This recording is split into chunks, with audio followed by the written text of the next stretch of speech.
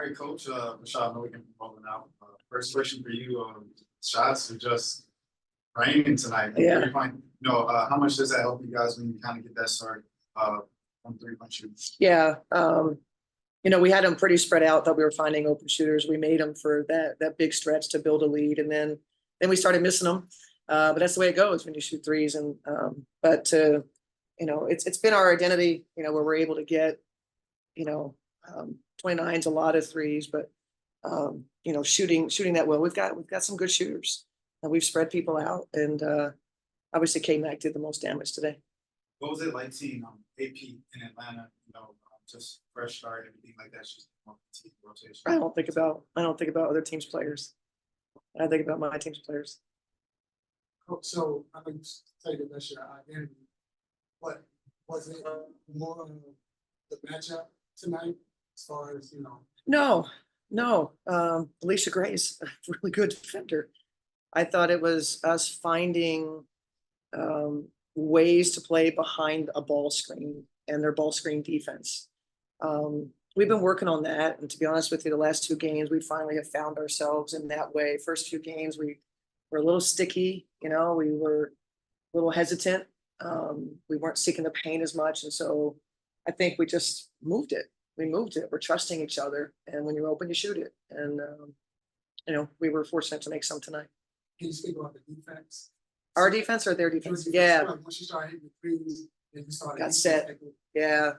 And the biggest thing was they destroyed us in the paint, and it's been a problem for us. And so we just, once again at halftime, we showed them, where we were giving up points in the paint that were just not very disciplined plays, getting back cut, getting ducked in on by the bigs, just not, our closeouts and that sort of thing. Just didn't do what we needed to do to protect our paint. And so they shot, when you score 22 points in the paint, you're going to shoot a high percentage. They shot 52.8 in the first half. And, we really locked in on that and knew that we had to find, our identity defensively. We had to find a way. And so second half, they had just 8 points in the paint.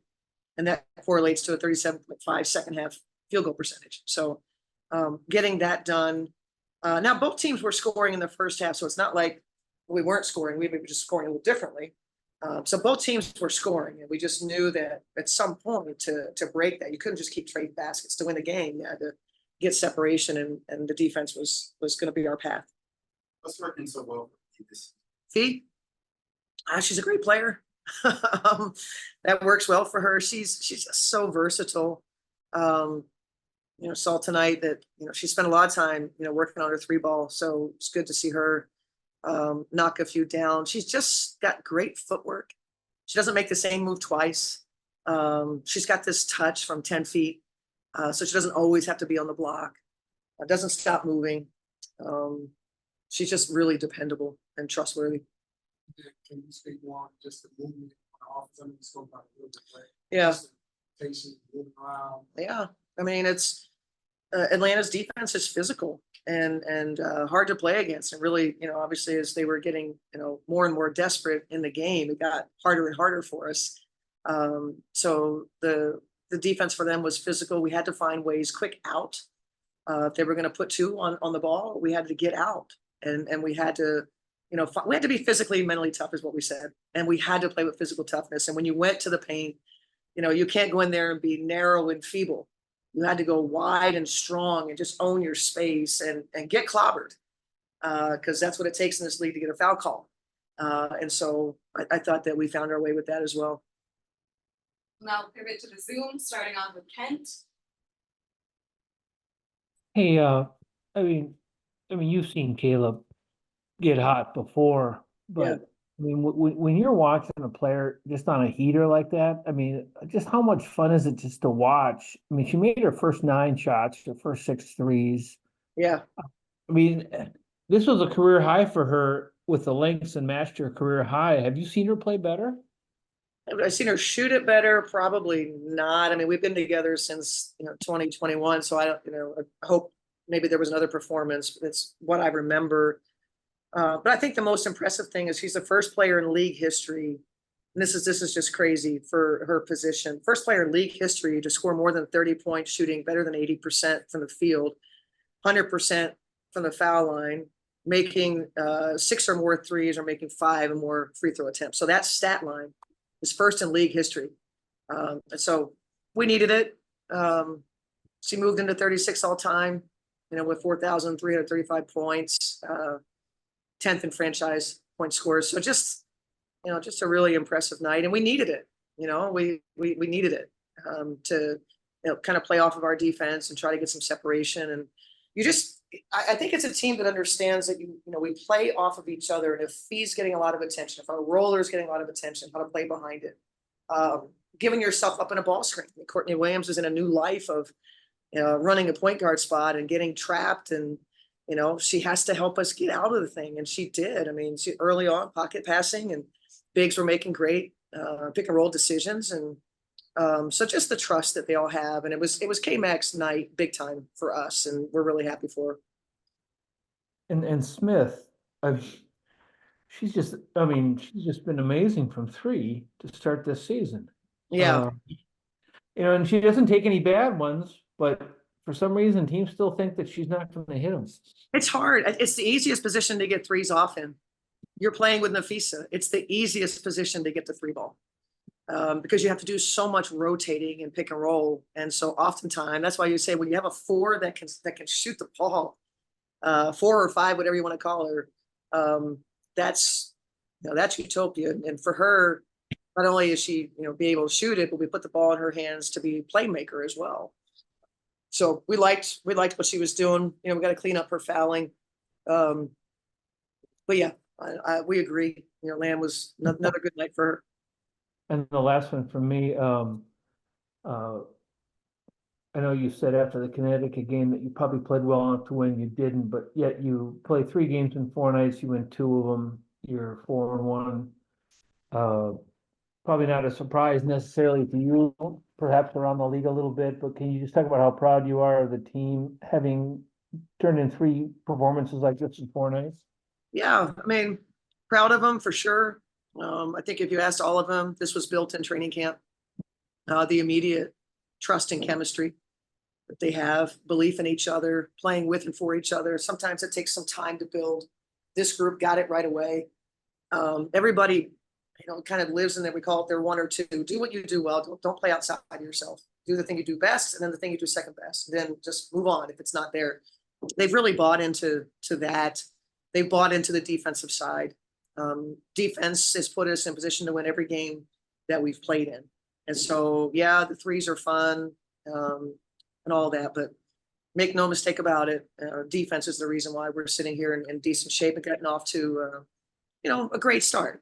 Initially, we were like, hey, let's just, a good start. When we're 2-0 and that Seattle series, and now we're off to a great start, and they've earned it, and I am really proud of them. Now we'll go Blake, then Willie. Hey, Coach, this is Blake Spadaro from Blake's Take. Alana Smith has been great for you guys pretty much the first 7 games of the season. What do you think of her game, especially offensively and defensively for you guys so far this season? She's just versatile. She's so versatile. And, the threes are falling for her. She's taken them with, I think, great patience. She's not rushed. So whenever she gets set and her form is nice and slow, the trajectory is good and has a chance to go in every time she shoots it. I think also she's playing off the bounce well. I think that, she's, whether it's her drives, it's her step throughs. She also is embracing now, getting the ball in the paint, where I told her, when we take Fee out, you got to do the work of Fee in the paint. And still be willing to. So she does all of that. And then defensively, she's been tremendously valuable. She didn't have a block shot tonight, but she's been, just her well-positioned, well-timed in her rotations. And she's a smart basketball player, high basketball IQ. She's selfless. And they've all embraced her, and she's in a good space. Thank you, Coach. You're welcome. Willie? Thank you. Hey, Cheryl. Earlier this season, you talked about a training camp vibe. It dictates how a season can go. You sort of know from jump. You come in today as the only team ranked in the top 3 in both points scored, points allowed. You're 2 points away from an undefeated season. 3 of the first 5 opponents in 4 games were ranked in everybody's power rankings top 4. What did you see that others didn't about your Lynx? I think the simple answer is, we see it in ourselves, and other, the experts. We don't believe the experts, and nor should anybody else. Every team around the league does not look at those power rankings and these pundits that seem to know. They come up with their rankings, and then they say it, everybody repeats it, and we've never felt like we were going to be a bad team. We actually have felt all along, and you go back and you look at documented in the offseason, we talked about, we believe we can be a top 4 team and competing and hosting playoff series and competing for a championship. We've said that. Now it's early. We're off to a good start. We positioned ourselves, decently. We've got such a long way to go. But they see it in each other. When we laughed about it, because it's been this way. I guess when you move from a dynasty era, and then we don't have the same names, then there's just not the same respect given. I don't know if they don't believe in the coach. There's something. We're handicapping us in some way. But more than anything, we just don't believe what the outside people say. We have great belief in ourselves and always have. We took a team down to the bubble in 2020. That people had us outside the playoffs, and we finished 4th. We competed in the semifinals. And then in 2021, same thing, pick us, 6 or later, and we finished 3rd. And so this is an ongoing thing. And so we don't have the problem. It's other people that don't know what they're doing. Great, thanks. Now I can go work on. I hope it wasn't one of you guys that did that. Did you all do that? Okay. All right, I'm gonna go You work didn't on write my that, power did you, rankings. really? Huh? You didn't What's write that? one of those power rankings, did you, man? Well, I had you number 3 last week, I believe, so. Last week? Oh. Yeah. What about before training I camp? believe my preseason was either 5 or 6. I have to go back and look. All right. I don't remember, but Okay. it was not in the top 4. I will admit that. It's okay. We understand it. Thank you. Yeah, thank you. Any final questions? All right, thanks, everybody. Thanks. Thank you, guys. Yeah.